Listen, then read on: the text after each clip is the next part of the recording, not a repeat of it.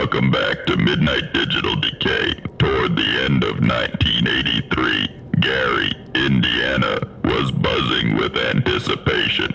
A new horror flick had taken the town by storm, lighting up the marquee of a historic downtown theater. On this crisp autumn night, a black American couple, young and in love, decided to enjoy the much-hyped movie. The theater was packed with fans eager to immerse themselves in the thrills of the unknown.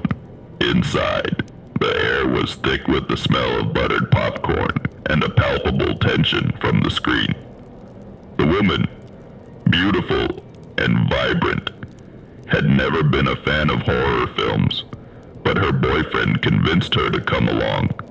He was charming, always able to lighten her mood with a well-timed joke or a sweet serenade. Yet, tonight, something in the air felt different, unsettling. About halfway through the film, the woman could take no more. Her nerves were on edge, and the growing suspense in the movie had her heart racing, whispering her need to leave. She excused herself and slipped out of the theater into the cool night air. The man, attentive as always, followed her. His voice was calm and soothing as he asked her what was wrong. She smiled weakly, telling him that perhaps horror wasn't for her. He laughed gently, offering to walk her home. Arm in arm, they set off down the desolate, dimly lit streets of Gary. As they strolled, her tension began to ease. The man, ever the romantic, started singing softly to her, the melodies light and sweet, lulling her into a sense of safety. But something stirred in the silence of the night. They passed a long-forgotten graveyard, its ancient wrought iron fence, caging in crumbling gravestones that stretched into the shadows. His voice carried over the stillness, reverberating through the neglected resting place of the dead. Unbeknownst to the couple, his serenade did more than simply soothe his girlfriend's nerves. It reached down into the earth itself, vibrating against the bones and dust. The ground shuddered, not visibly, but with an energy that ran deep below the surface. Then it happened. As they passed the graveyard, the woman was suddenly gripped with an inexplicable chill. She stopped, her senses heightened as if the world had grown louder around her, every sound more vivid than before. The man, still humming, noticed her discomfort and asked if she was okay. She didn't respond immediately, too busy focusing on the strange atmosphere that enveloped them. The wind picked up, swirling leaves around their feet, and the moon, obscured by clouds just moments earlier, now shone brightly, casting eerie shadows over the graveyard. Then they heard it, a low groaning sound coming from beyond the iron gates. At first, it was barely audible, like a whisper on the wind. But as they stood there, frozen in place, the groan became louder, more insistent. The woman's heart pounded in her chest, and she instinctively grabbed her boyfriend's arm, pulling him closer. "What is that?" she asked, her voice barely a whisper. The man, trying to maintain his calm, shrugged, but there was a flicker of uncertainty in his eyes. He too had heard the sound, though he tried to brush it off as nothing more than the wind playing tricks on them. But the groans continued.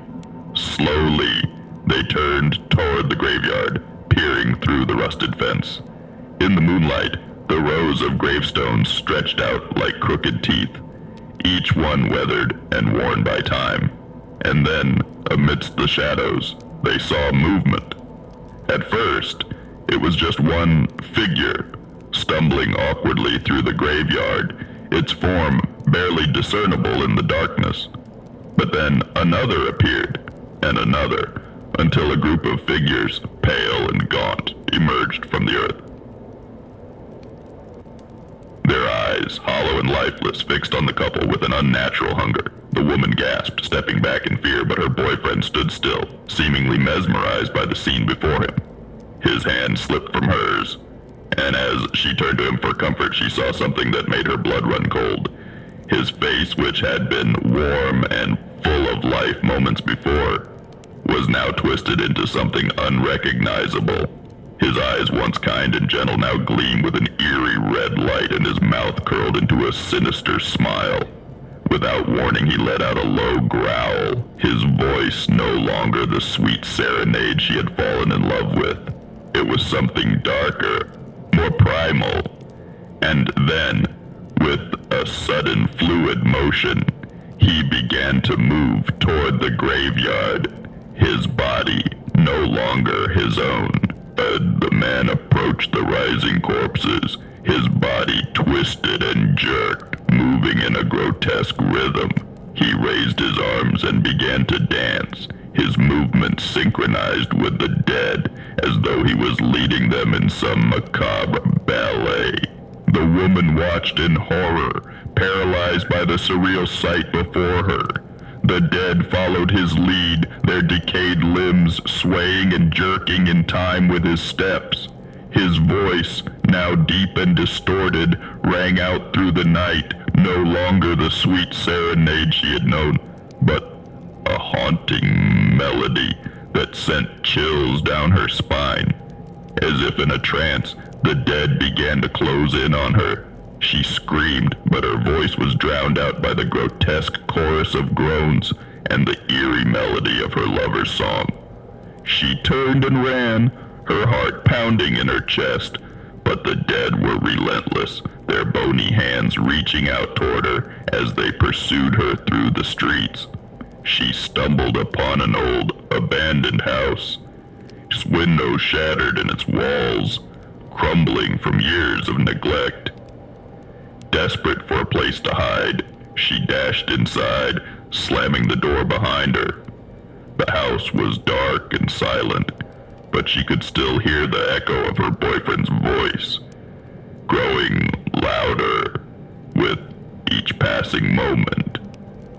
The dead were outside now, their hands pounding against the walls, the sound reverberating through the house like the beat of a drum.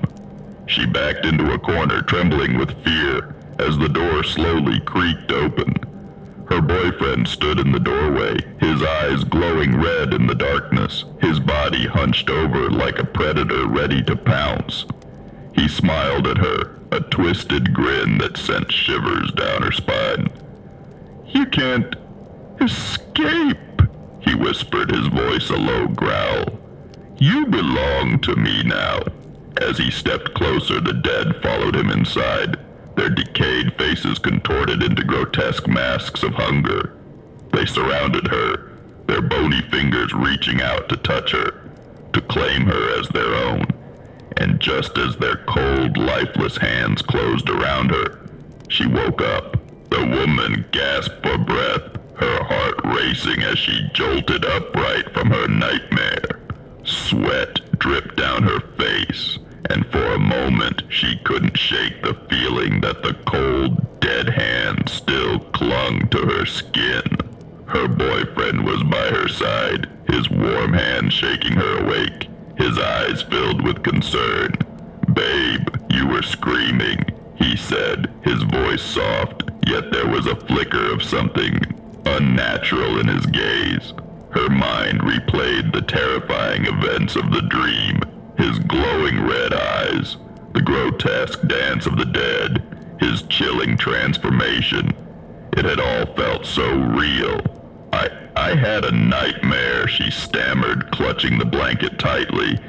"It was horrible. We were walking and you turned into something. You and the dead. The graveyard." Her voice trembled as she recounted the details of the dream. He smiled at her, comforting, but something was off. The pearly white grin she adored now seemed too perfect, too wide, as if his lips could barely contain the teeth behind them. The room felt cold, the air heavy with something unseen. And then, from outside the window, she heard it.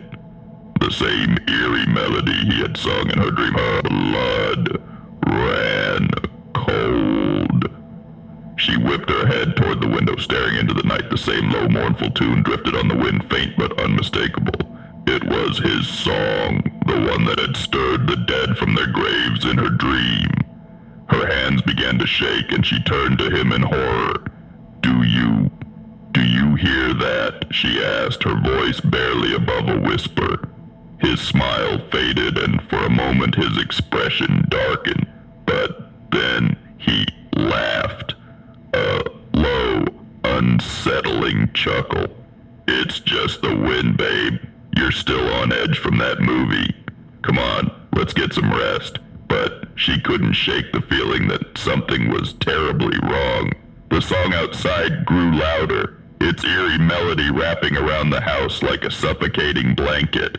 It wasn't just the wind. She knew that now. "I need to leave," she blurted out, scrambling to get out of bed. I can't stay here." Her boyfriend watched her, his expression unreadable. "Leave? In the middle of the night? You're being ridiculous." But she was already grabbing her things, her heart pounding in her chest. The nightmare had shaken her to her core, and now, with that haunting melody still drifting on the wind, she couldn't stay. She had to get away from him, from whatever this was. As she moved toward the door, he stood, blocking her path. "You're not going anywhere," he said, his voice low, cold. Her heart raced as she backed away, her mind spinning with fear and confusion. He wasn't the man she knew. The warm, charming boyfriend she had loved for so long had changed. There was something lurking beneath the surface, something dark and terrifying. Her nightmare had been more than just a dream. It was a warning. "Please, just let me go," she begged, her voice trembling. He stepped closer, his eyes narrowing as he stared her down. "You don't understand, do you?" His voice was calm, almost too calm, as if he were explaining something obvious. "You can't leave. You're already part of this, and you always have been." She didn't understand. Her heart was racing, and her legs felt like they might give out beneath her. But she had to get away. She had to escape. She lunged toward the door, but he grabbed her wrist, his grip like iron. His eyes glowed, red, just like in her nightmare.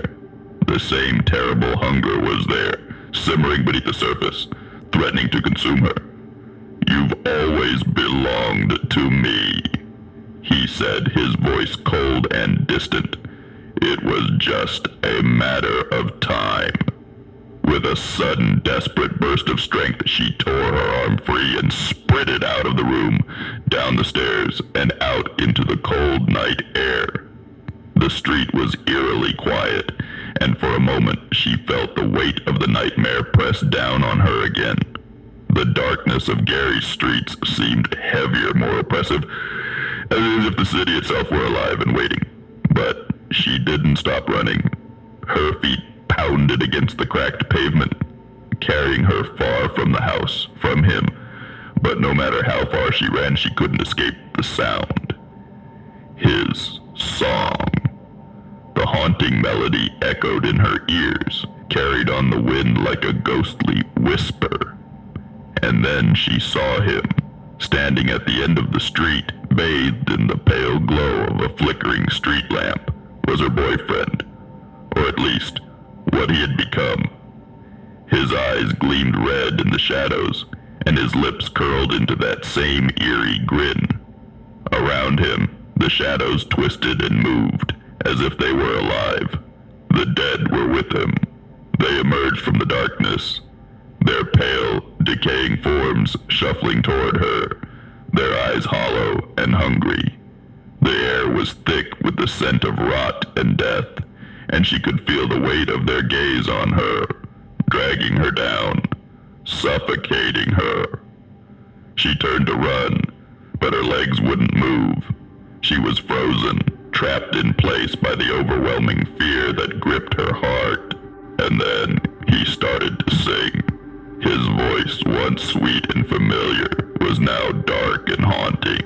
The same song that had awakened the dead in her nightmare filled the air, pulling her deeper into the darkness.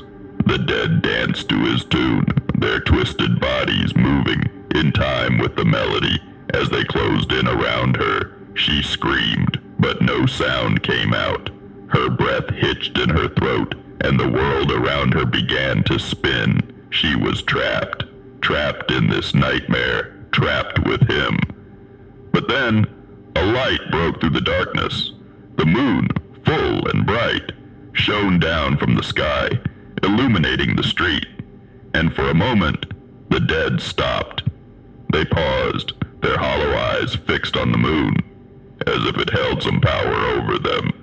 Taking advantage of the momentary distraction, she turned and ran. Her legs, heavy with fear, carried her down the street, away from the dead, away from him. But she could still hear his song, growing louder with each passing second. She rounded a corner, her heart pounding in her chest, and found herself in front of the movie theater where it had all begun. The marquee still flickered, the letters spelling out the title of the horror film they had watched together. But the theater was empty now, abandoned, the doors hanging open like the mouth of some dark, waiting creature. Without thinking, she ran inside, seeking refuge from the nightmare that pursued her. The darkness inside the theater was thick, suffocating. But it was better than facing what was outside. Or so she thought, because as soon as she stepped inside, she heard it again. His voice, his song. He was here, waiting for her, just like in her dream. And this time, there would be no waking up. Please like, comment, and subscribe for more of this content. It lets me know people enjoy it, and motivates me to continue to create it for you all. If you haven't already, check out my link tree in the description for more esoterica.